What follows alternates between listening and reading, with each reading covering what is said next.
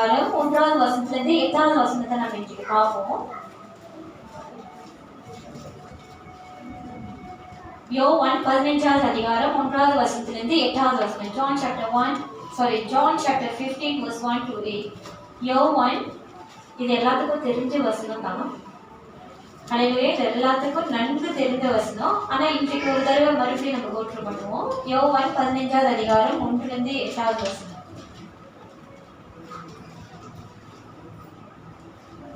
இன்னைக்கு நான் உங்களோடைய பேச போகிற தேவனுடைய வார்த்தையானது, தலைப்பானது தேவனுடைய வார்த்தையில் நிலைத்திருங்க.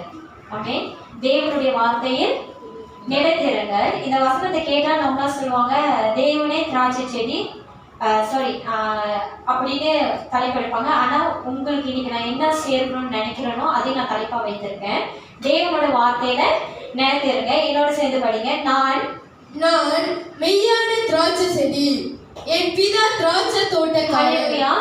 ஏசு கிறிஸ்து இப்படியாக சொல்றாரு, நான் மெய்யான திராட்சை செடி. திராட்சை செடின்னு என்னன்னு தெரியுங்களா? அது என்ன மரம்? மாங்காய் மரம். கிரேப்ஸ் ஒருத்தவங்க அங்குர்னு சொல்றீங்க, தமிழ்ல வந்து திராட்சை. ஹல்லேலூயா. அவே இயேசு கிறிஸ்து சொல்றாரு, அவரே மெய்யான திராட்சை செடி. இங்கிலீஷ்ல என்ன போட்டிருக்கு? I am. இங்கிலீஷ் பைபிள் எடுத்துக்கோங்க. I am. இங்கிலீஷ்ல என்ன போட்டிருக்கு? I am true wine. ஏன்னா சில டைம்ல நம்ம போய் டூப்ளிகேட்டை போய் பார்த்துடுறோம் இல்லைங்களா? அப்பப்போ நம்ம ஏமாந்து போயிடுறோம். அதான் அவங்க இங்கிலீஷ் நல்லா இருக்கு. I am true wine. தமிழ்ல போட்டிருக்கு, நானே மெய்யான திராட்சை செடின்னு. அது யாரு தன்னைய வந்து அங்க ஐடென்டிஃபை பண்றா? இயேசு கிறிஸ்து தன்னைய பார்த்து சொல்றாரு, நானே மெய்யான திராட்சை செடி, என் பிதா திராட்சை தோட்டக்காரராக இருக்கிறாரு. பிதா யாரு? நம்ம பரமபிதா. அவர் வந்து அவரோட தோட்டத்துல, அந்த தோட்டத்துல அவர் தான் தோட்டக்காரர். அந்த தோட்டத்துல வந்து கிறிஸ்து என்னவா இருக்கிறாரு? திராட்சை செடியாக இருக்காரு. ஒரு தோட்டக்காரரோட வேலை என்ன? இன்னைக்கு பிதா சொல்றாரு, அந்த திராட்சை செடிக்கு நானே தோட்டக்காரனா இருக்கிறேன்னு. அப்போ ஒரு தோட்டக்காரனோட வேலை என்னது? அந்த இடத்த சுத்தம் பண்ணி, அந்த மரத்துக்கு, அந்த செடிக்கு நல்லா தண்ணீர் ஊற்றி, நல்லா பயிரிட்டு, அது இன்னும் நல்லா மொழியும்படி, அதுக்கு சில பேர் கம்பெல்லாம் வைப்பாங்க, அது வளையாமல் இருக்கிறதுக்கெல்லாம். அதெல்லாம் பார்த்து, அது மட்டும் இல்லை, அவர் நல்லதுதான் செய்வாரு. வேற என்னெல்லாம் செய்வாரு? அதுல வீணா போன செடியெல்லாம் வேற பிடுங்கி போடுவாரு. அதுல பூச்சி இருந்தா அதுக்கு பூச்சி மருந்தும் அடிப்பாரு. எதுக்கு அதை செய்யறாரு? அந்த திராட்சை செடி வீணாக போகாதபடிக்கு, அதை இன்னும் நல்ல கனி கொடுக்கும்படியாக அத்தனை காரியத்தையும் அந்த திராட்சை தோட்டக்காரரு அவர் வந்து பராமரித்து, அதை அப்படியாக பாதுகாத்து அவர் வந்து வைத்திருப்பாரு இல்லைங்களா? இன்னைக்கு தேவனோட வார்த்தை சொல்லுது, நானே மெய்யான திராட்சை செடி, என் பிதா திராட்சை தோட்டக்காரராக இருக்கிறாரு. என்னில் கனி கொடாது இருக்கிற கொடி எதுவோ அதை அவர் அறுத்து போடுகிறார். என்னில் கனி கொடாது இருக்கிற கொடி எதுவோ அதை அவர் அறுத்து போடுகிறாரு. அப்படின்னா இயேசு கிறிஸ்து கிட்ட கனி கொடாம இருக்கிற என்னது கனி எதுவோ அது பிதானவர் என்ன பண்றாரு? அறுத்து போடுகிறாரு. நம்ம எப்பொழுதும் விளங்கி கொள்ளணும், இயேசு கிறிஸ்து கிட்ட இருக்கிறவங்க அனைவரும் கனி கொடுக்கும்படியாக தான் தேவன் வந்து அனுமதிக்கிறார். நம்ம அவரோடு வந்து சேரும்படியாக, அவருக்கு நம்ம வந்து கனி கொடுக்கும்படியாக தான் பிதா வந்து அவர் உத்தரவு கொடுத்து, அவருக்கு நம்மளுக்கு கிருபையை தந்து அவரோடு நம்மளை வந்து சேர்த்து வைக்கிறாரு. ஆனா எல்லா பழமும், எல்லா செடியும் கனி கொடுக்கறதில்ல. அந்த கனி கொடுக்காதத வந்து பிதா என்ன பண்றாரா? அறுத்து போடுகிறார். ஹல்லேலூயா, ஹல்லேலூயா. என்னோட கூட இருக்கிறீங்களா? ஆமென். தொடர்ந்து படிங்க. என்னில் கனி கொடாது இருக்கிற கொடி எதுவோ அதை அவர் அறுத்து போடுகிறார். கனி கொடுக்கிற கொடி எதுவோ அது அதிக கனிகளை கொடுக்கும்படி அதை சுத்தம் பண்ணுகிறார். பாருங்க, ரெண்டு விதமான கனி இருக்கு. ஒண்ணு கனி கொடுக்குது, இன்னொரு கனி கொடுக்காதது. கனி கொடுக்காத தேவன் வந்து அறுத்து போடுகிறார். கனி கொடுக்கிற செடியை அவர் இன்னும் என்ன பண்றாரு? அதிக கனிகளை கொடுக்கும்படி அதை சுத்தம் பண்ணுகிறார். அது இன்னும் வளர்ச்சி. ஏன்னா பிதாவுக்கு தெரியும் எந்த ஆத்துமா கிறிஸ்துக்குள்ளாக கனி கொடுக்கும், கனி கொடுக்காது என்று பிதா நன்கு அறிந்திருக்கிறார். ஒருவேளை நம்ம கூட வந்து நம்மளுடைய சிந்தையினால, நம்மளோட பலத்தினால, நான் தேவனுக்காக எழும்புறேன், நான் கர்த்தருக்குள்ள தைரியமா இருக்கேன், நான் பலனாக இருக்கேன், வரைக்கும் என் கிறிஸ்துவுக்காக நான் ஜீவிப்பேன்னு நீங்க நினைத்தாலும் நீங்க சொல்ற காரியத்துக்கு மேலாக தேவன் உங்களை அறிந்திருக்கிறார். ஹல்லேலூயா. நீங்க எப்படிப்பட்ட கனிகளை கிறிஸ்துவுக்காக நீங்க வெளியே செய்வீர்கள் என்று யார் அறிந்திருக்கிறார்? பிதா நன்கு அறிந்திருக்கிறார். கனி கொடுக்காத மரத்தை, கனி கொடுக்காத கனியை தேவன் அறுத்து போடுகிறார். ஹல்லேலூயா. கனி கொடுக்கிற கனியும் அவர் இன்னும் சுத்தம் பண்ணி அதை இன்னும் பராமரித்து அது இன்னும் கிறிஸ்துக்குள்ள வளரும்படியாக அது இன்னும் கிறிஸ்துவுக்கு பயன் கொடுக்கும்படியாக தேவன் அதை சுத்தம் பண்ணுகிறார். ஹல்லேலூயா. ஹல்லேலூயா. இந்த கிறிஸ்துக்குள்ள சரி, நான் தொடர்ந்து போறேன். வசனம் தொடர்ந்து படிங்க. நான் உங்களுக்கு சொன்ன உபதேசத்தினாலே நீங்கள் இப்பொழுது சுத்தமா இருக்கிறீர்கள். நான் உங்களுக்கு சொன்ன உபதேசத்தினாலே நீங்கள் இப்பொழுது சுத்தமா இருக்கிறீர்கள். நான் மறுபடியும் வரேன். நானே மெய்யான திராட்சை செடி, என் பிதா திராட்சை தோட்டக்காரர். என்ன கனி கொடாது இருக்கிற கொடி எதுவோ? இன்னைக்கு கிறிஸ்து தான் அந்த திராட்சை செடி, நம்ம தான் அவர்கிட்ட இருக்கிற அந்த கொடி. ஹல்லேலூயா.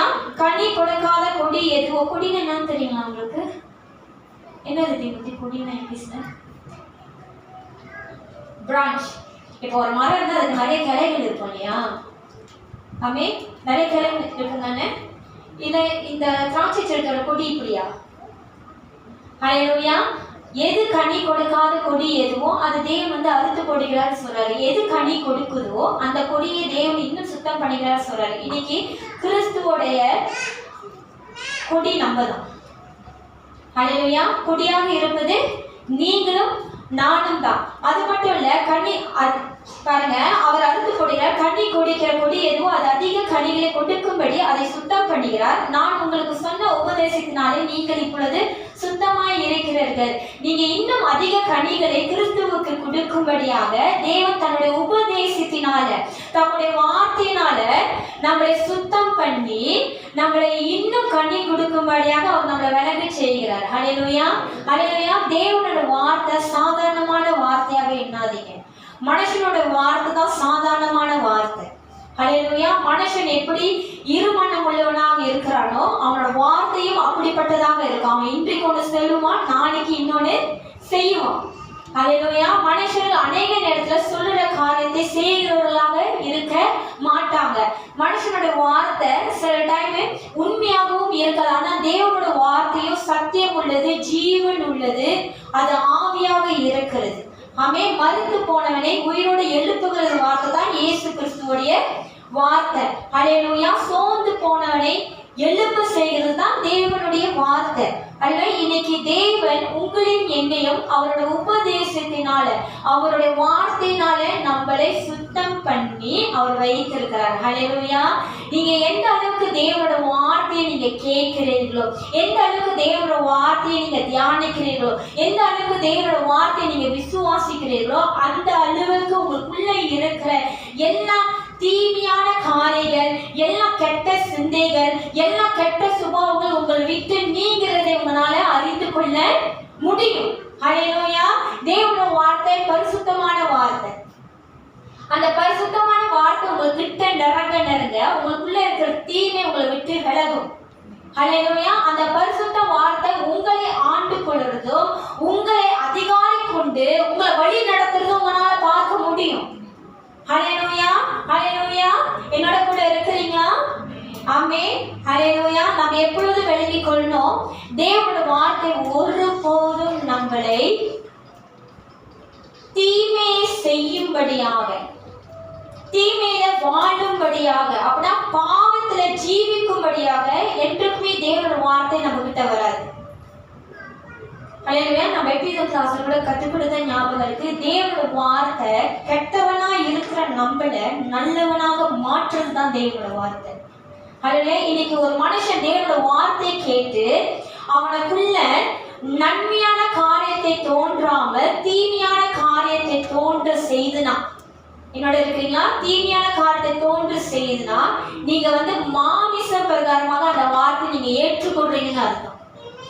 மாமிசம் பிரகாரம்னா எப்படி தெரியுங்களா? மாமிசம் உங்க சரீர பிரகாரமா, அப்ப உங்க சரீரத்துக்கு ஏற்ற பிரகாரமாக நீங்க ஏற்றுக்கொள்ளனால்தான் அந்த வார்த்தை உங்களுக்கு கடினமாகவும், அந்த வார்த்தை கேட்கும் போது உங்களுக்கு எரிச்சலும், அந்த வார்த்தை கேட்கும் போது உங்களுக்கு கோபமோ அந்த வார்த்தை கேட்கும் போது உங்களுக்கு ஏதோ தானமான ஒரு காரியத்தை உண்டு பண்ணுது. ஹல்லேலூயா. இது நீங்க தேவனுடைய வார்த்தையை நீங்க விசுவாசத்தோடு தேவன் மேல அன்பு வைத்து நீங்க கேட்கும் போது, அது கவனமாக கேட்கும் போது அந்த வார்த்தை உங்களை மறுரூபப்படுத்துறது, உங்களை புதுப்பிக்கிறது உங்களால உணர முடியும். உங்களுக்கு அந்த வார்த்தை உங்களுக்கு ஞானத்தை கொடுக்கிறது உங்களால அறிய முடியும். ஹல்லேலூயா.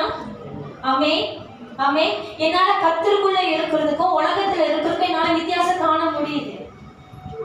உலகத்துல உங்களுக்கு புரியுற மாதிரி சொன்னா, உலகத்துல நான் வேலை செய்யறேன், ஹெச்ஆர்ல வேலை செய்யறேன். என் கீழே ஒரு 40 ஸ்டாஃப் இருக்காங்க, அவங்களை ஹேண்டில் பண்ணணும். என்னால் எல்லா காரியத்தையும் என்னால் சால்வ் பண்ண முடியாது, எனக்கு அந்த ஞானம் இல்லை. என்னால் எல்லா காரியத்தையும் சால்வ் பண்ண முடியாது, எனக்கு அந்த ஞானம் இல்லை. ஆனால் கர்த்தருக்குள்ள அங்க வளரணும் இல்லையோ, ஆனா என்னால கிறிஸ்துக்குள்ள நான் வளருதை என்னால பார்க்க முடியும். ஹல்லேலூயா ஹல்லேலூயா.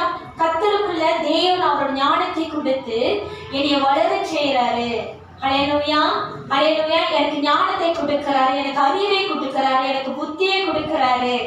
ஒரு காரியத்தை எடுத்து நடத்தவும், இல்லை என் குடும்பத்தை நடத்தவும், இல்லை சபையை நடத்தவும், என் பிள்ளைகளை நடத்தவும் தேவன் அவர் வார்த்தை மூலியமாக எனக்கு அவர் அவ்வளவு அதை சொல்லுவாங்க, புத்தியுள்ள ஸ்திரீ தன் வீட்டை கட்டுவாள், புத்தி இல்லாத ஸ்திரீயோ தன் வீட்டை உடைத்து போடுவாள். இந்த புத்தி எங்க வரும்? நீங்க உலகத்தோட ஞானத்தை கொண்டு நீங்க குடும்பத்தை கட்ட முடியாது. உலக இச்சையினாலேயும் பேராசையினாலேயும் மஞ்சகத்தினாலேயும் பொறாமையினாலேயும் அது வாழ்ந்து கொண்டிருக்கிறது. இன்னைக்கு நம்ம குடும்பத்தை கிறிஸ்துக்குள்ள சமாதானத்தோட சந்தோஷத்தோட நம்ம கட்டணும்னா அதுக்கு நமக்கு தேவன்ட்டு தான் ஞானம் வேணும். அந்த ஞானம் எங்கிருந்து பெற முடியும்? தேவனோட வார்த்தையிலிருந்து தாங்க பெற முடியும். ஆமென். அதான் தேவனோட வார்த்தை சொல்லுது, நீங்க சுத்தமாக கூட அவரோட உபதேசத்தினால நம்ம சுத்தம் பண்ணி கொண்டே இருக்கிறாராம். ஒரு தடவை கேட்டா நீங்க சுத்தமாக மாட்டீங்க. ஒரு தடவை கேட்டா நீங்க சுத்தமாக மாட்டீங்க. தேவனோட வார்த்தைகள் அநேகம் உண்டு, அநேக ஞானங்கள் உண்டு, அநேக வெளிப்பாடுகள் உண்டு, அநேக ரகசியங்கள் உண்டு. நீங்க கேட்க கேட்க கேட்க கேட்க அது உங்களோட சிந்தையை மாற்றும். ஹல்லேலூயா. அது உங்களோட சிந்தையை மாற்றும். தேவனோட வார்த்தை என்னதுன்னா அது இயேசு கிறிஸ்து. இயேசு கிறிஸ்து உங்களுக்குள்ள ஜீவிக்கும் போது நீங்க அவரை போல சிந்திக்க ஆரம்பிப்பீங்க. அவரோட சாயலாக நீங்க உங்களோட சுபாவங்களும் மாறுறது உங்களால உணர முடியும்.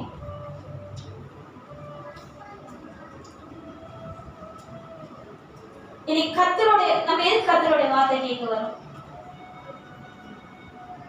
ஒரு விடுதலைக்கு, நம்ம ஒரு சமாதானம் பெறும்படியாக, குழப்பத்தில் இருக்கிற நம்ம தெளிவு அடிப்படையாக தானே.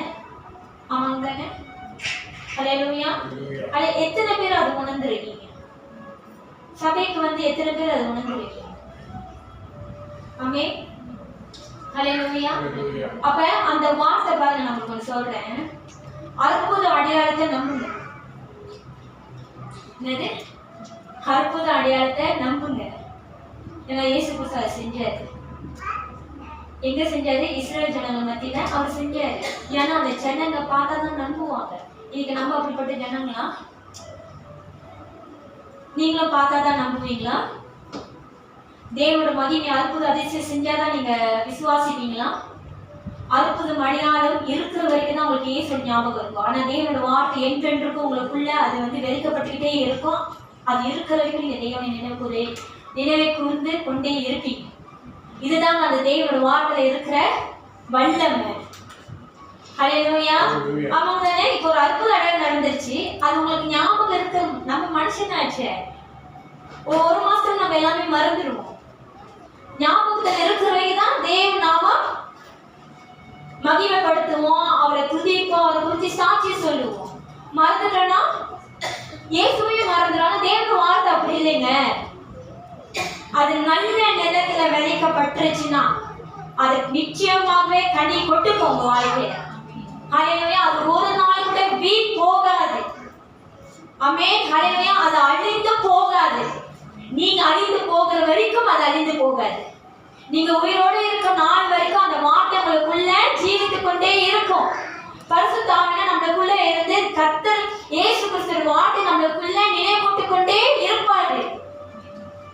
ஹல்லேலூயா ஹல்லேலூயா. ஞாபகம் இந்த வார்த்தை.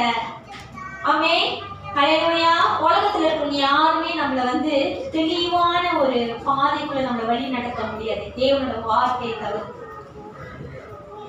ஹல்லேலூயா ஹல்லேலூயா. மனுஷனோட பாருங்க, எந்த ஒரு மனுஷனும் எந்த ஒரு பாஸ்டர் சொன்னது போல யாருமே விடுதலை ஆக்க முடியாது. ஆமென். யாரையும் விடுதலை ஆகணும். ஆனா தேவனோட வார்த்தை ஒன்றிதான் நம்மளை விடுதலை ஆக்க முடியும். ஹல்லேலூயா. நான் உங்கள்ட்ட ஆழமாக உறுதியாக நான் சொல்றேன்னா, அந்த வார்த்தையை விசுவாசித்து தான் என் வாழ்க்கையில அநேக விடுதலை நான் பெற்றேன். ஆமென். ஹல்லேலூயா. ஏன் தெரியுங்களா? அற்புதம் அடையாளம் நமக்கு நான் இதை வேண்டாம்னு சொல்றேன். அது கிறிஸ்து கிட்ட இருந்து எதிர்பார்த்து நம்ம இல்லை, நம்ம எப்போது ஒரு மனுஷனை நாடி ஒரு மனுஷனை நம்பியே நம்ம வாழ்ந்து கொண்டு இருக்கோம். நம்மளோட எதிர்பார்ப்பு நம்மளோட நோக்கம் ஒரு மனுஷன் மேலேயே இருக்கு. ஆமென். ஹல்லேலூயா.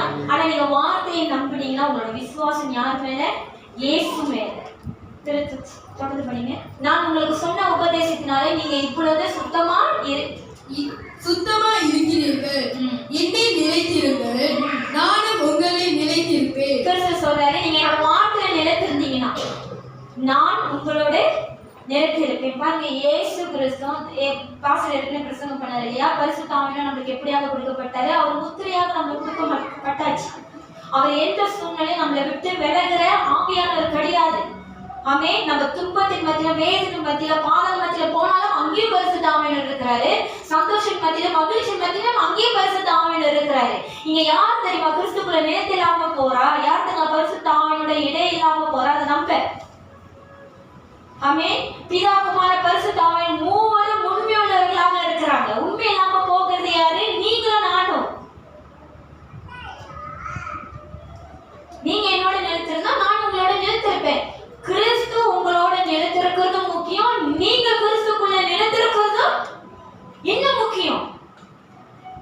ஏன் இன்னும் முக்கியம் சொல்றேன் தெரியுங்களா? ஏன்னா தேவனே இயேசு கிறிஸ்து ஒருபோதும் நம்மளை விட்டு விலகிற தேவன் கிடையாது.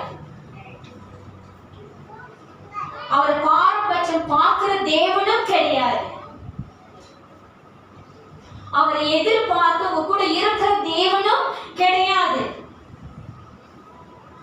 ஆனா நம்ம தான் பாரபட்சம் பார்ப்போம். இவங்க பெற்றா அவங்க பெற்றான்னு நம்ம வந்து ஆப்ஷன் வச்சு சூஸ் பண்ணுவோம். ஒரு தேவை, ஒரு எதிர்பார்ப்பு இருந்தா அவங்களோட கூட இருப்போம். இவங்க மூலமா நம்மளுக்கு எந்த ஒரு லாபமும் இல்லைன்னா நம்ம வேற நாள் கூட இருப்போம். மனுஷனுடைய எண்ணம், மனுஷனோட சிந்தை இப்படிப்பட்டது. மனுஷனும் இப்படிப்பட்டவர். ஹல்லேலூயா ஹல்லேலூயா. ஆனா நம்ம தெய்வம் ரொம்ப சுத்தமான தெய்வம். ஹல்லேலூயா. அவரோட அன்புல எந்த ஒரு கலக்கமும் இல்லாத ஒரு அன்பு, சுத்தமான, பரிசுத்தமான, பூர்ணமான அன்பு அது தேவன்கிட்ட மத்தியில மட்டும்தான் இருக்கு. நீங்க எப்படிப்பட்ட மனுஷனா இருந்தாலும், ஹல்லேலூயா, நீங்க எப்படிப்பட்ட மனுஷனா இருந்தாலும் அவர் உங்களை நேசிக்கிற தேவனாக இருக்கிறார். அதான் தேவனோட வார்த்தை சொல்றது, நீங்க என்னை நேசிக்கிறனால இல்ல, நான் உங்களை நேசிக்கிறனால தான் நீங்க என்னைய நேசிக்கிறீங்க. பாருங்க, தேவன் எவ்வளவு அழகா மனுஷனை புரிஞ்சு வச்சிருக்கிறார். நீங்க நம்ம என்ன தேவனை நேசிக்கிறோம்? ஏன்னா தேவன் நம்ம நேசிக்கிறதுனால. இது அந்த தேவன் உங்களை மனுஷனே அப்படிதான். ஆமாங்க தானே? இன்னைக்கு டைட்டஸ் எனக்கு வந்து எதிரி வச்சுக்கோங்களேன். எதிரினா நான் நான் எப்படி பார்ப்பேன்? அன்போட பார்ப்பேனா? ஒரு கோபத்தோட, எதிரியான ஒரு சுபாவத்துல, எதிரியான ஒரு சிந்தையில, எதிரியான ஒரு மனப்பக்கத்துல தான் பார்ப்பேன். ஆனா தேவன் அப்படி இல்லை. நீங்க பாவம் செய்யும் போதே அவர் உங்களுக்காக அவர் மரித்ததே. ஹல்லேலூயா. நீங்க அவரை அவமானப்படுத்தும் போது, அவரை நீங்க நிந்திக்கும் போது, நீங்க அவரை தூஷிக்கும் போது, நீங்க அவரை வேண்டான்னு மறுதளிக்கும் போதே அவர் உங்களை நேசித்து உங்களுக்காக ஜீவனை கொடுத்த தேவன் தான் நம்மளுடைய இயேசு கிறிஸ்து. ஹல்லேலூயா. தொடர்ந்து படிங்க. என்னை நிலைத்திருங்கள், நானும் உங்களை நிலைத்திருப்பேன். கொடியானது திராட்சை செடியில் நிலைத்திராவிட்டால் அது தானாய் கனி கொடுக்க மாட்டாது. கொடியானது திராட்சை செடியில் நிலைத்திராவிட்டால் அது தானாய் கனி கொடுக்க மாட்டாது. நீங்க செடியிலிருந்து வெளியாயிட்டீங்கன்னா நீங்க எப்படி இன்னும் வளருவீங்க? எப்படி முளைப்பீங்க? எப்படி அந்த திராட்சை செடிக்கு ஏற்ற கனிகளை நீங்க கொடுப்பீங்க? அந்த செடியிலிருந்து அதுல இருக்கிற அந்த நியூட்ரிஷன் வைட்டமின்ஸ் எப்படி உங்களுக்குள்ள வரும்? ஹல்லேலூயா. இன்னைக்கு நீங்க வந்து கிறிஸ்து என்ற அந்த செடியோட நீங்க வந்து ஒட்டி இருந்தீங்கன்னா நீங்க எப்படிப்பட்டவர்களாக இருப்பீங்க? கிறிஸ்துவ போலதான் இருப்பீங்க. இன்னைக்கு நீங்க கிறிஸ்துவ விட்டு அந்த செடியில நீங்க நிலைத்திராமல், கொடியானது நீங்க நானும் அந்த செடியில நிலைத்திராமல் நீங்க நின்றீங்கன்னா நீங்க எப்படி இருப்பீங்க? தனித்துவமா தான் இருப்பீங்க. நீங்க கிறிஸ்துவ போல இருக்க மாட்டீங்க. ஹல்லேலூயா. நீங்க தனித்துவமா தான் தெரிவீங்க. கிறிஸ்து கிட்ட இருந்து உங்களுக்கு எந்த ஒரு நியூட்ரிஷனும் வராது. கிறிஸ்து கிட்ட இருந்து உங்களுக்கு எந்த ஒரு வைட்டமின்ஸும் வராது. கிறிஸ்துவோட சாயலும் உங்களுக்கு வராது. அந்த கிறிஸ்துவோட தன்மை, அந்த திராட்சை செடியோட அந்த தன்மையும் உங்களுக்குள்ள வராது. அப்படி இருக்கும்போது நீங்க வந்து என்னை நிலைத்திருங்கள், நானும் உங்களை நிலைத்திருப்பேன். கொடியாத திராட்சை செடியை நிலைத்திர வைத்தால் அது தானே கனி கொடுக்க மாட்டாது. சொந்தமா உங்களால கனியை கொடுக்க முடியாது. ஹல்லேலூயா. சொந்தமா என்ன கொடுக்க முடியாது?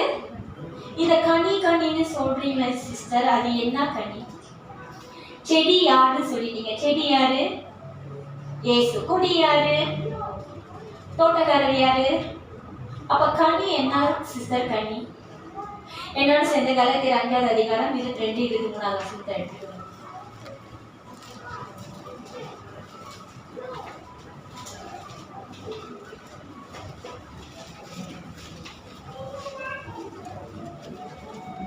கலாத்தியர் 5வது அதிகாரம் 22வது வசனம். இது உங்களுக்கு தெரிஞ்ச ஒரு வசனம் தான்.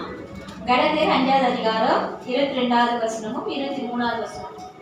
ஆவியின் கனியோ அன்பு, சந்தோஷம், சமாதானம், நீடிய பொறுமை, தயவு, நற்குணம், விசுவாசம், சாந்தம், இச்சையடக்கம், இப்படிப்பட்டவைகளுக்கு விரோதமான பிரமாணம் ஒன்றுமில்லை. ஆவின் கனினா என்னது? கனி கொடுப்பீங்கன்னா நீங்க கிறிஸ்துக்குள்ள நீங்க வந்து நிலைத்திருக்கிறவங்களாக இருந்தீங்கன்னா நீங்க எப்படிப்பட்ட கனியை கொடுப்பீங்க? அன்பு கொடுப்பீங்க, சமாதானம் கொடுப்பீங்க, சந்தோஷம் கொடுப்பீங்க, நீதிய பொறுமை. ஒரு மனுஷனால பொறுமையாவே இருக்குது. தேவன் சொல்ற நீதிய பொறுமையா, நீதிய பொறுமை. வேற தயவு. தயவுனா ஃபேவர், மற்றவங்களுக்காக நீங்க இறங்குவீங்க. தயவு, நற்குணம், குட்னஸ், உங்கள்கிட்ட இருக்கிற அந்த நல்லது. வேற விசுவாசம், சாந்தம், இச்சை அடக்கம், இப்படிப்பட்டவைகளே நீங்க கொடுப்பீங்களா? அது மட்டும் இல்ல, தேவனுடைய வார்த்தை சொல்லுது இப்படிப்பட்டவங்களுக்கு விரோதமான பிரமாணம் ஒன்றும் இல்லை. இதை தவிர்த்து நீங்க தேவனோட வார்த்தை கேட்டு வேற விதமான கனிகள் வெளியாகுச்சுன்னா அது தேவனோட கனிகள் இல்லை. இருக்கீங்களா என்னோட? ஹல்லேலூயா. நீங்க இந்த வார்த்தையை அப்புறம் கிறிஸ்துவோட தேவனோட வார்த்தையை கேட்டு தேவனோட வார்த்தையை நீங்க விசுவாசித்து நீங்க தேவனோட வார்த்தை படிக்கிறீங்கன்னு சொல்றீங்க இல்லையா? தேவனோட வார்த்தை பரிசுத்த ஆவியானவர் தேவனோட வார்த்தை படிக்கும் போது இன்னொரு இடைப்படுறாங்கன்னு நீங்க சொல்றீங்க இல்லைங்களா? அந்த வார்த்தை உங்களுக்குள்ள நிலைத்திருக்குமானால், நீங்க தேவனோட வார்த்தை நிலைத்திருங்களானால் நீங்க இப்படிப்பட்ட கனிகளை நீங்க வந்து வெளிப்படுத்துறவர்களாக நீங்க இருப்பீங்க. இப்படிப்பட்ட கனிகளை நீங்க காண்பிக்கிறவர்களாக இருப்பீங்க. இப்படிப்பட்ட கனிகளை நீங்க காண்பிக்கிறவர்களாக இருப்பீங்க. நீங்க கிறிஸ்துவ சாயலாக நீங்க வந்து காணப்படுறீங்கன்னு அர்த்தம். ஆனா அது தேவனோட வார்த்தை அதே நேரத்தில் சொல்லுது இப்படிப்பட்ட பிரமாணத்துக்கு விரோதமாக வேற எந்த ஒரு பிரமாணமும் இல்லை. சில பேர் தேவனோட வார்த்தையை படிக்கும் போது எனக்கு கோபமா வருது, அந்த கனி இல்லையே.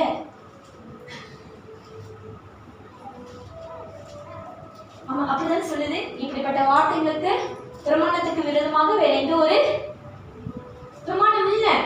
தேவனோட வார்த்தை பார்க்கும்போது எனக்கு ரொம்ப கோபமா வருது.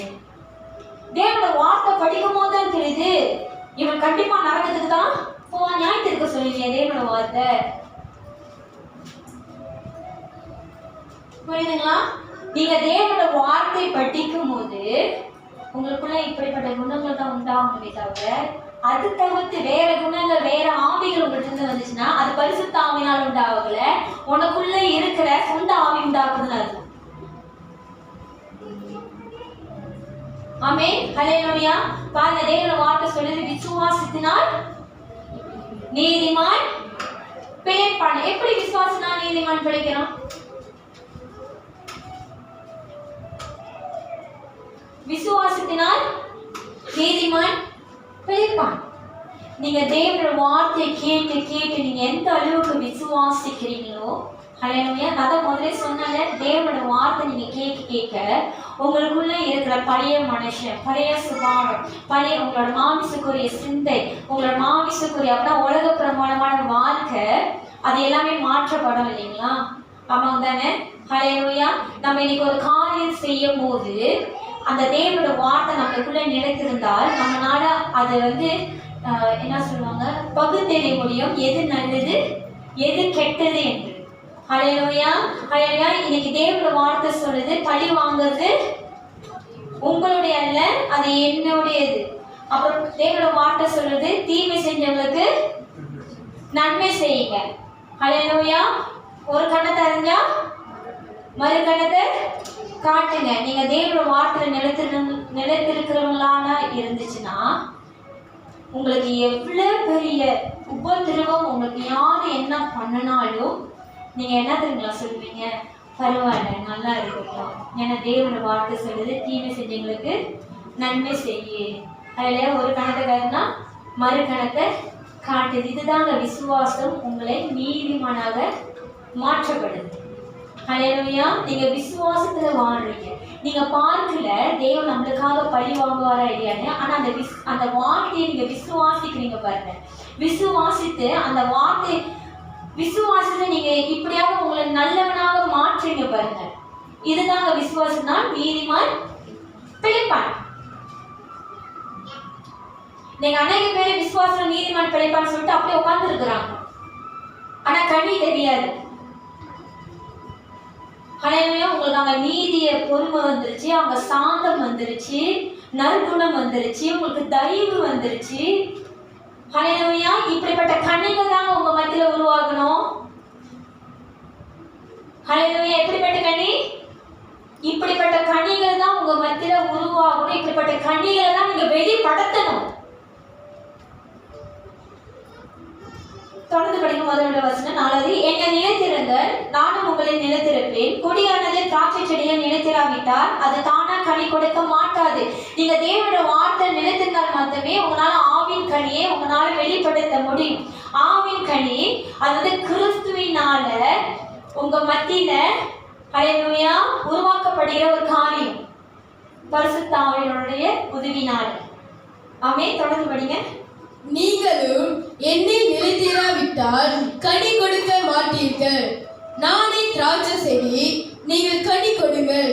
பாருங்க, நீங்க என்னோட நிலைத்தில்ல, நீங்க என்னோட வார்த்தையில நீங்க இல்லைன்னா நீங்க எப்படிப்பட்ட சுபாவத்தில் இருக்கீங்களோ நீங்க அதே சுபாவத்தில் தான் இருப்பீங்க. நீங்க தேவனோட நிலைத்தில்லைன்னா ஹல்லேலூயா நீங்க இன்னும் நீங்களாக தான் இருப்பீங்க. நீங்க இன்னும் உங்களுடைய சுபாவத்தை தான் நீங்க வெளிப்படுத்தி கொண்டிருப்பீங்க. நீங்க இன்னும் உங்களுடைய சிந்தையின் பிரகாரமாக, உங்களுடைய நீதியின் பிரகாரமாக, உங்களுடைய நியாயின் பிரகாரமாகவே நீங்க அமர்ந்திருப்பீங்க. தேவனோட வார்த்தை உங்களை விடுதலை ஆக்கவே ஆக்காது. ஏன்னா நீங்க நானும் எப்படிப்பட்ட இருதயம் உள்ளவர்களாக இருக்கும், கடினம் உள்ள இருதயம் உள்ளவர்களாக இருக்கும். நான் எப்படி கற்றுக் கொடுத்துருக்கேன் இல்லையா? கடினம் உள்ள இருதயம்னா நீங்க சொல்றதுதான், நீங்க நினைக்கிறது தான்.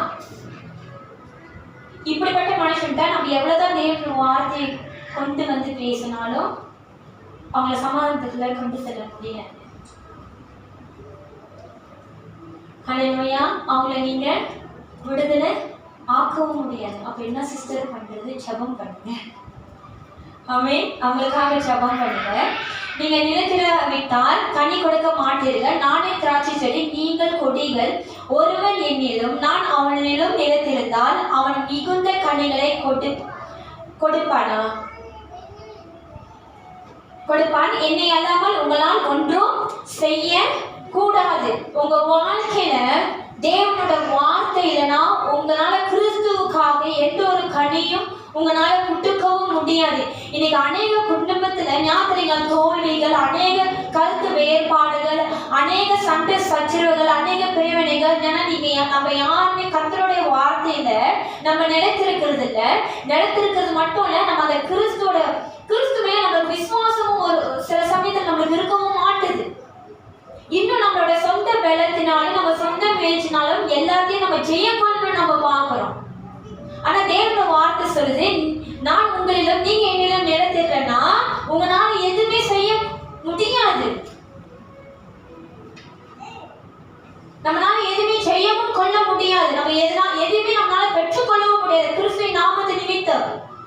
அதனால இன்னைக்கு அநேக கிறிஸ்தவர்கள் கிறிஸ்துக்குள்ள இருந்துகிட்டே அவ்வளவு இன்னும் ஒரு காரியத்தை பெற்றுக்கொள்ளுக்கு நம்ம இன்னும் போராட்டி கொண்டுதான் இருக்கிறோம். சமாதானத்தோட போராடினா தெய்வம் நம்மளை வழி நடத்துறாரு. ஆனா அந்த போராட்டம் எப்படி தெரியுங்களா இருக்கும்? நிம்மதியும் இருக்காது, சமாதானமும் இருக்காது, உட்காரவும் முடியாது, தூங்கவும் முடியாது. ஹல்லேலூயா, ஹல்லேலூயா. கிறிஸ்துவ விசுவாசிக்கிறவங்க இப்படிப்பட்ட தவிப்பை அவங்க கடந்து போக மாட்டாங்க. ஏன்னா அவங்களோட முழு நிச்சயமே இயேசு கிறிஸ்து மாற்றமாக இருக்கிறார். ஹல்லேலூயா. தொடர்ந்து படிங்க.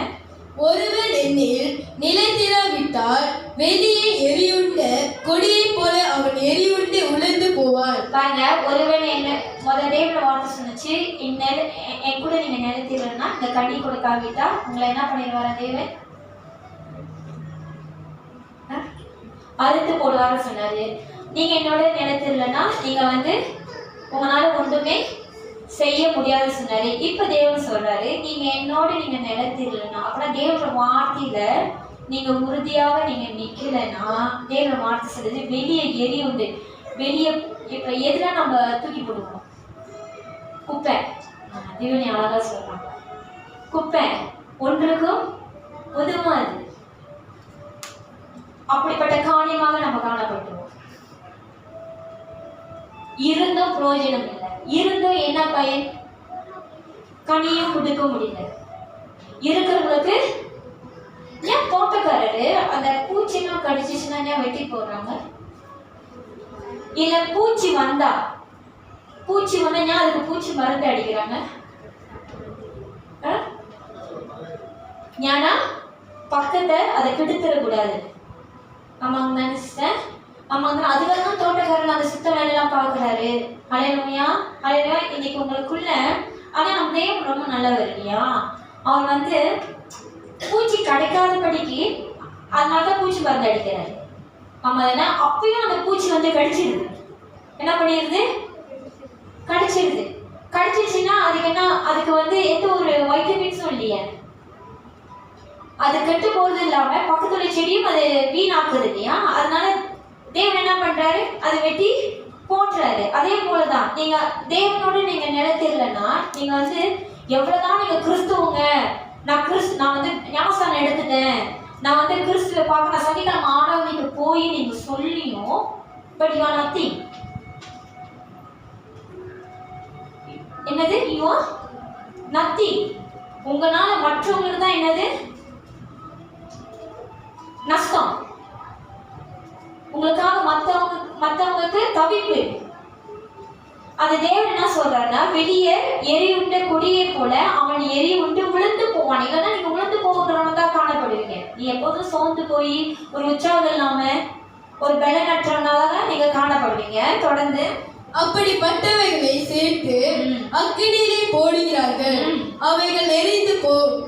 நீங்கள் என்னிலும் என் வார்த்தைகள் உங்களிலும் நிலைத்திருந்தால் நீங்கள் கேட்டுக் கொள்வது எதுவோ அது உங்களுக்கு செய்யப்படும். நீங்க என்னிலும் என் வார்த்தை உங்களிலும் நிலைத்திருந்தால் நீங்க கேட்டுக் கொள்வது எதுவோ அது உங்களுக்கு செய்யப்படும். நீங்க என்ன கேட்டாலும் தேவன் கொடுத்துருவாரோ? நீங்க என்ன கேட்டாலும் தேவன் கொடுத்துருவாரு. ஒரு சிலர் தேவனோட வார்த்தை இப்படியா படிச்சுட்டு நம்ம என்ன கேட்டாலும் தேவன் கொடுத்துருவாரு. எனக்கு 5 லிட்டர் விஷம் வேணும்னா தேவன் கொடுத்துருவாரு. ஹல்லேலூயா. தேவனோட வார்த்தை கேட்போம். நீங்கள் என்னிலும் என் வார்த்தைகள் உங்களிலும் நிலைத்திருந்தா, இன்னைக்கு தேவனோட வார்த்தை உங்களோட நிலைத்திருந்தா உங்களோட யார் வாசம் செய்கிறா? கிறிஸ்து வாசம் செய்கிறாரு. கிறிஸ்து உங்களோட வாசம் செய்தால் நீங்க யாரை போல இருப்பீங்க? கிறிஸ்துவ போல இருப்பீங்க. கிறிஸ்துவ சிந்தை உடையவர்களாக இருப்பீங்க. கிறிஸ்து செய்ததை நீங்களும் செய்ய ஆரம்பிப்பீங்க. கிறிஸ்து வாழ்ந்தது போல நீங்களும் வாழுவீர்கள் இல்லையா? அப்ப நம்ம எது கேட்டாலும் அவர் நம்மளுக்கு செய்வர்களாக இருந்தா நம்ம கிறிஸ்துவ சிந்தை, ஏன்னா தேவனோட வார்த்தை நம்மளுக்குள்ள நிலைத்திருக்கு. அப்ப நம்ம கிறிஸ்துவ சிந்தை இருக்கும். ஆமாங்க தானே? ஆமாங்க இல்லையா?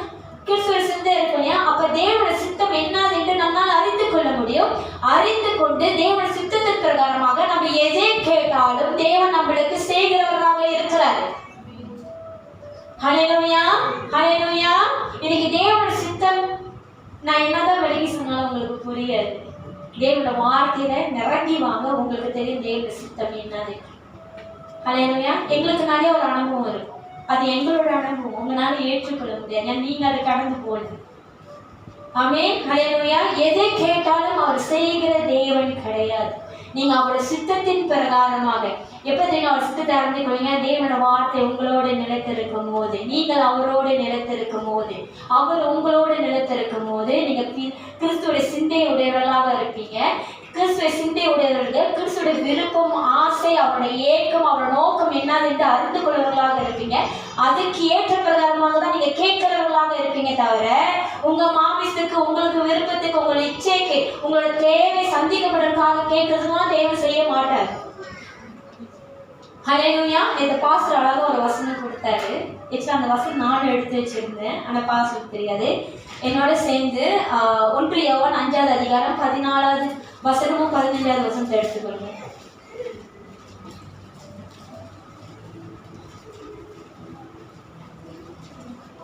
1 யோவான் 5வது அதிகாரம் 14, 15வது வசனம்.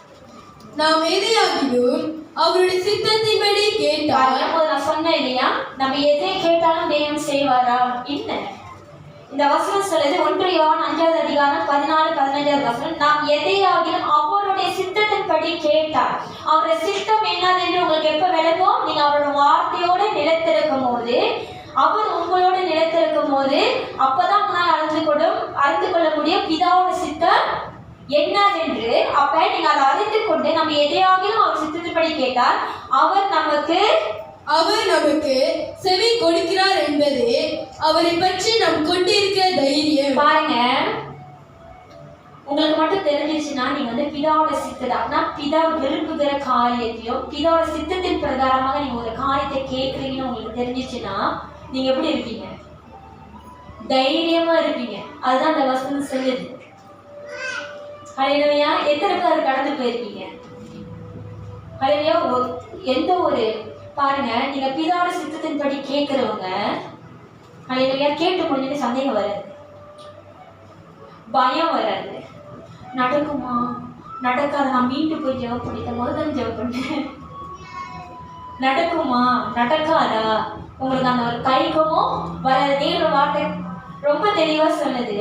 தேவனோட வார்த்தை ரொம்ப ரொம்ப அழகா தெளிவா சொல்லுது. நீங்க வந்து அவரோட சித்தத்தின்படி நீங்க எதையாகிலும் கேட்டால் உங்களுக்கு எப்படி இருக்கும்? அவர் நமக்கு செவி கொடுக்கிறார் என்பது அவரை பற்றி நாம் கொண்டிருக்கிற தைரியம். பாருங்க, உங்களுக்கு என்ன தைரியம் வந்துடும்?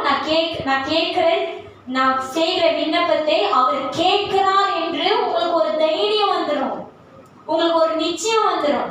அது மட்டும் இல்ல, தொடர்ந்து படிங்க. நாம் எதை கேட்டாலும் அவர் நமக்கு செவி. முதல் மேல சித்தன்னு போட்டுருந்துச்சு, இப்ப மீண்டும் என்ன வருது? நம்ம சித்தம் எங்க? அந்த வார்த்தையை காணும்.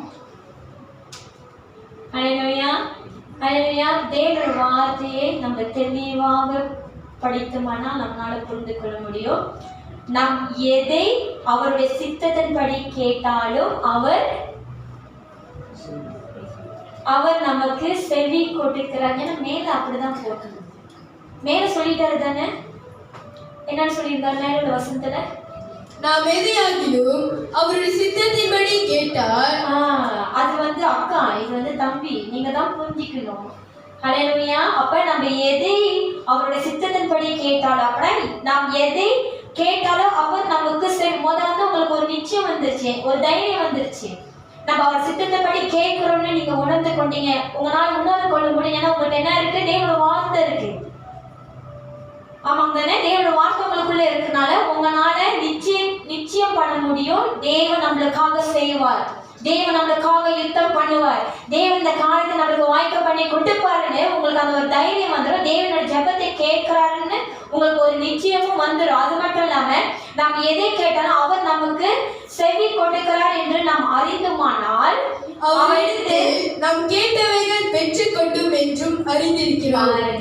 அவர் செவி கொடுக்கிறார் மட்டும் நம்மளுக்கு வந்து தைரியம் இருக்காரு. அதை நம்ம அவர்கிட்ட பெற்றுக் கொள்வோம் என்றும் நம்ம அறிந்திருப்போம். எப்ப?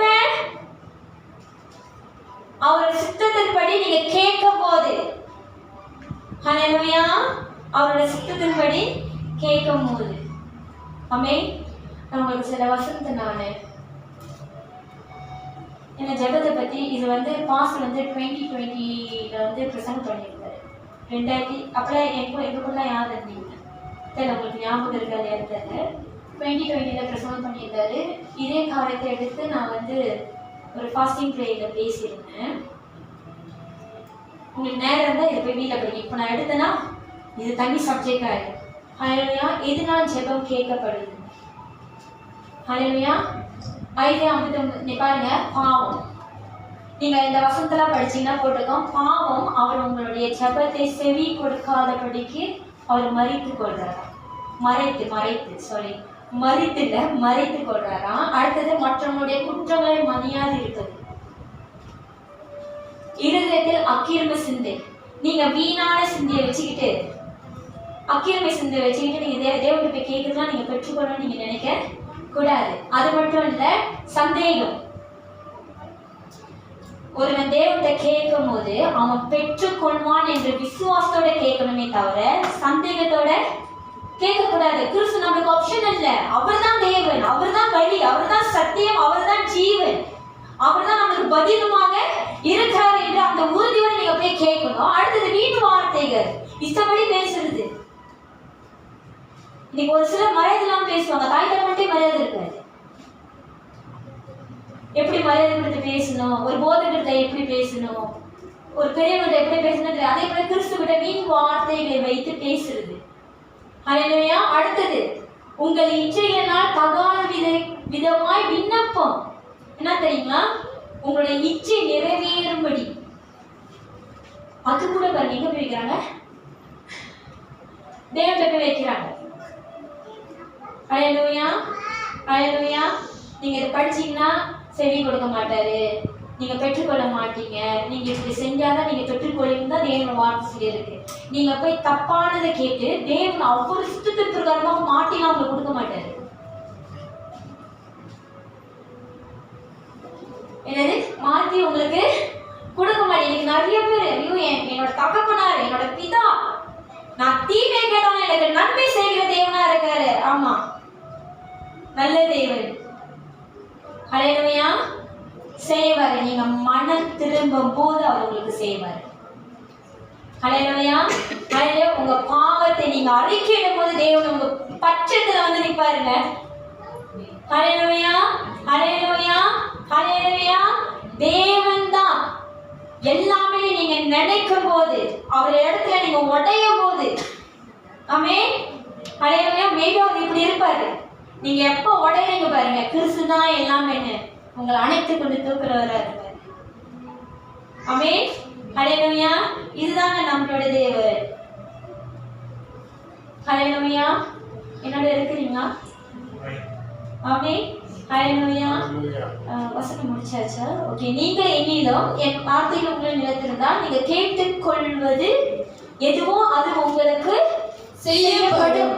நீங்க பிதாவோட சித்தத்தின் பிரகாரமாக நீங்க கேட்கும் போது அது யாவையும் உங்களுக்கு செய்யப்படும், கொடுக்கப்படும், அது ஆசீர்வதிக்கப்படும். ஆமென். நீங்க அவரோட சித்தம் இல்லாத காரியத்தை நீங்க கேட்டீங்கன்னா அது வந்து பிதானால உங்களுக்கு கொடுக்கப்படுவது இல்லை. ஆமென். நம்ம தேவன் ரொம்ப நல்லவர், ரொம்ப ரொம்ப நல்லவர். நம்ம அதை பெற்றுக்கொள்ளும்படியாகவே தேவன் நம்மளுக்கு கற்றும் கொடுப்பார். Even though we ask wrongly, புரியுதுங்களா? ஏன்னா அவர் தான் நம்மளுக்கு வந்து நல்ல போதகராக இருக்கிறாரு, நல்ல மேய்ப்பனா இருக்காரு. ஹல்லேலூயா. இப்ப நம்ம வந்து ராங்கா கேட்டாலும் அது தேவன் நம்மளுக்கு நம்ம சரியாக கேட்கும்படியாக நம்ம கற்றுக் கொடுக்கிற தேவனாக இருக்கிறார். ஆமென். எந்த ஒரு தகப்பனாரும் தன் பிள்ளை வீணான காரியத்தையும் தன் அழிவுக்கு கொண்டு போகிற காரியத்தை கேட்கறது பார்த்து சந்தோஷப்பட மாட்டார். ஹல்லேலூயா. அவர் அந்த பிள்ளைக்காக இறங்கி வந்து அவனுக்காக வழிகளும் பாதையிலும் உண்டு பண்ணுவார். நீங்க கரெக்டானதை கேட்கும்படியாக, நீங்க கரெக்டானதை பெற்றுக்கொள்ளும்படியாக. ஹல்லேலூயா. ஹல்லேலூயா. ஆமென். நான் உங்களுக்கு ஒன்று சொல்றேன், நீங்க தேவனோட வார்த்தையோட நிறுத்துறீங்க. என்னது தேவனோட வார்த்தை நிறுத்துறேன். எனக்கு திருப்பி எனக்கு ஆதாம் ஏவாள் தான் ஞாபகம் வருது. தேவனோட வார்த்தையை நீங்க நன்மைக்கும் பயன்படுத்தலாம், தீமைக்கும் பயன்படுத்தலாம். அவ்வளோதான் பேசுகிறேன். தேவனோட வார்த்தையை நீங்க நன்மைக்கும் பயன்படுத்தலாம், நீங்க தீமைக்கும் பயன்படுத்தலாம். நான் ஏற்கனவே கற்றுக்கொடுத்த திருப்பி நான் இங்கே ஒரு ஞாபகம் ஓட்டுறேன். பிசாசு என்ன சொன்னா, இந்த பழத்தை சாப்பிட்டா இல்லை தேவன் என்ன சொன்னாரு, நன்மை தீமை அறிகிற பழத்தை சாப்பிட்டீங்கன்னா நீங்க சாக மாட்டீங்க. பிசாசு என்ன சொன்ன, ஆமா இல்ல சாகுவீங்கன்னு சொன்னாரு. எல்லாரும் அப்படியே அமைதியா உட்காந்துருக்கீங்க. நன்மை தீமை பழத்தை சாப்பிட்டீங்கன்னா நீங்க சாகுவீங்கன்னு. பிசாசு என்ன சொன்னா, சாக மாட்டீங்கன்னு சொன்னான். அவன் தனியால வேற வார்த்தைலாம் கொண்டு வரல, அவன் தேவனோட வார்த்தையே கொண்டு வச்சுதான் அவங்களை வஞ்சிக்கிறான். என்னன்னு சொன்னா, இவரு இந்த பழத்தை நீ சாப்பிட வேணாம்னு சொன்னாரோ, தேவன் கட்டளை இட்டுட்டாரு, நீ எல்லாமே பயன்படுத்தி பாதுகாத்துக்கொள்ளு, அந்த நன்மை தீமை மட்டும் சாப்பிடாதன்னு தேவன் சொல்லிட்டாரு. இவன் அந்த கட்டளையை அது ஒரு கேள்வியாக இப்ப கொண்டு வரான். இப்ப இவங்க என்ன கண்டுபிடிக்கணும், பதில கண்டுபிடிக்கணும். தேவன் கட்டளை இட்டுட்டாரு சாப்பிடாதுன்னு. இப்ப அவன் என்ன கேட்டான், சாப்பிட வேணாம்னு சொன்னாரோ. இப்ப உங்களுக்கு என்ன தோணும், இப்ப இது சாப்பிடலாமா வேண்டாம், சாப்பிடலாமா வேண்டாமா? அப்புறம் அடுத்து என்ன சொன்னா, ஏவா நம்ம சொல்றாங்க, பாஸ்டர் எப்போது சொல்லுவாரு, உங்களெல்லாம் தேவனோட பேச சொன்னா அப்ப பிசாசோட பேசிட்டு இருக்கீங்க. ஆதாம் தான் வச்சுட்டாரு தேவனு. எதுக்கு ஏவாள பேசுறதுக்கு, ஆதாம் ஏவாளோட, ஏவாள் ஆதாமோட பேசுறதுக்கு. இவங்க மூணாவது கூட பேசுறாங்க. யார்கிட்ட, பிசாசுன்ற. ஆமா தேவன் சொன்னதுனால சொல்லிட்டா. ஆமா தேவன் இந்த நன்மை தீமை பழத்தை மட்டும் சாப்பிடணும்னு சொன்னாரு, சாப்பிட்டா நாங்க செத்துருவோம். அதுக்கு பிசாசு என்ன சொல்றான், இந்த நன்மை தீமை பழத்தை சாப்பிட்டீங்கன்னா நீங்க சாக மாட்டீங்க. என்னது,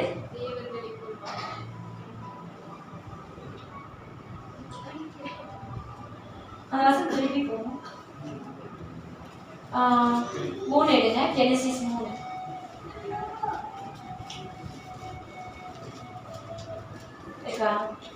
படிங்க பாருங்க. ஆனா 3ல தான் இருக்கும்.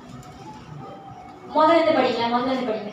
தேவனாகிய கர்த்தர் உண்டாக்கின சகல காட்டு ஜீவன்களை பார்க்கிலும் சர்வமானது தந்திரம் உள்ளதா இருந்தது. அது இஸ்திரியை நோக்கி, நீங்கள் தோட்டத்தில் உள்ள சகல விருட்சங்களின் கனியையும் புசிக்க வேண்டாம் என்று தேவன் சொன்னது உண்டோ என்றது.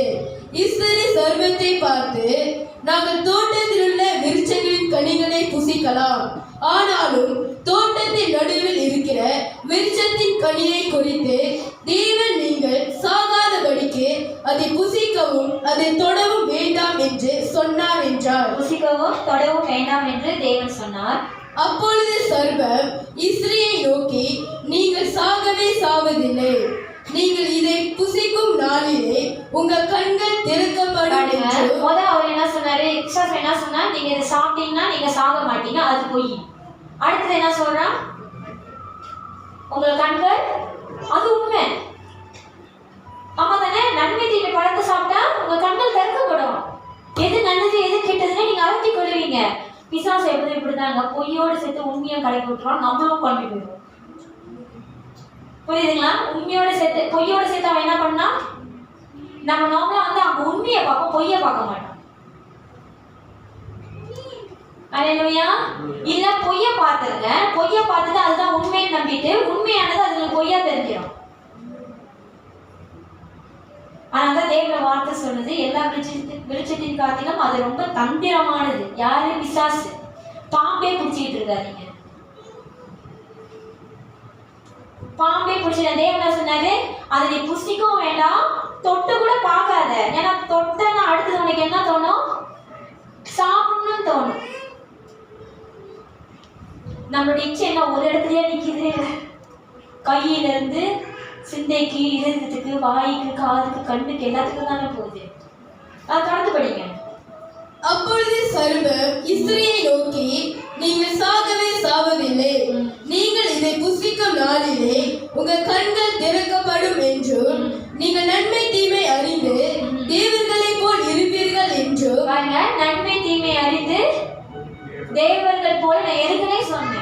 நீங்க தேவனை போல மாறணும்னா நீங்க யாரு பேச்ச கேட்டு மாறணும்? பிசாசா?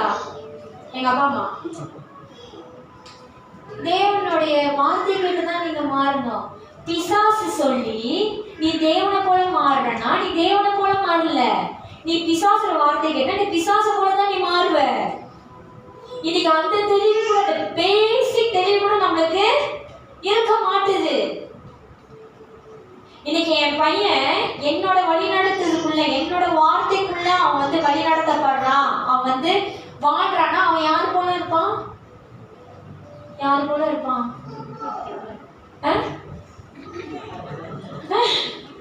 யார் போல இருப்பான்? தாயை போலதான் இருப்பான். இல்ல, நாய் மாதிரி இருக்க மாட்டான், தாயை போலதான் இருப்பான். ஹல்லேலூயா, ஹல்லேலூயா. இன்னைக்கு நீங்க தேவனோட வார்த்தை கேட்டு தேவனோட சத்தத்துக்கு மட்டும் செவி கொடுத்து அந்த வழியில நடந்து. ஹல்லேலூயா. நினைக்கிறேன் இந்த ஆதியாகமம் 3 நான் நினைக்கிறேன் வேதத்தில் நிறைய தடவை படிச்சுட்டேன், அப்பப்போ மிஸ் பண்ணிடுறோம். அது 10வது தடவை 11வது தடவை படிக்கும் போது என்ன வார்த்தை இவ்வளவு தெளிவா இருக்கு, நம்ம தான் தெளிவில்லாம இருக்கோம். வார்த்தை நான் சொல்ற தேவன் வார்த்தை அவ்வளவு தெளிவுள்ளதா இருக்கு. நம்ம தான் சில டைம் தெளிவு அடையாம நம்ம காணப்படணும்.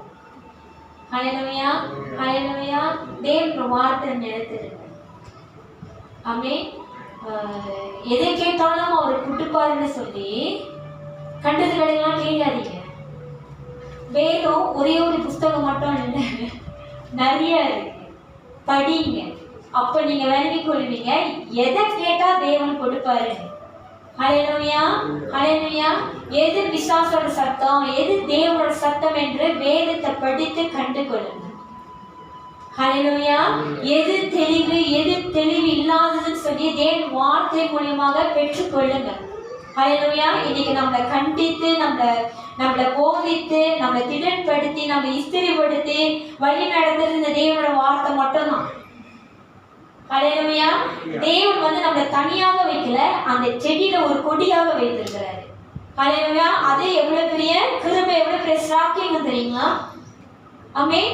ஹல்லேலூயா. இன்னைக்கு நம்ம வந்து கனி கொடாத கொடியாக இல்லாத படிக்கு, அறுத்து போடாத படிக்கு, ஹல்லேலூயா, எரி உண்டு அப்படின்னா நம்ம வந்து வேஸ்ட்னு நினைத்து நம்ம தூக்கி போடாத அளவுக்கு கர்த்தருக்குள்ள கனி கொடுக்கிறவங்களாக இருங்க. அது என்ன கனி? ஆவின் கனி. ஹல்லேலூயா, ஹல்லேலூயா. ஆவின் கனியை கொடுக்கிறவர்களாக இருங்க. அதை விட்டு உங்களுக்கு வேற கனி வருதுன்னா நீங்க யாருன்னு நீங்களே பாருங்களேன். ஆமென். ஹல்லேலூயா, ஹல்லேலூயா.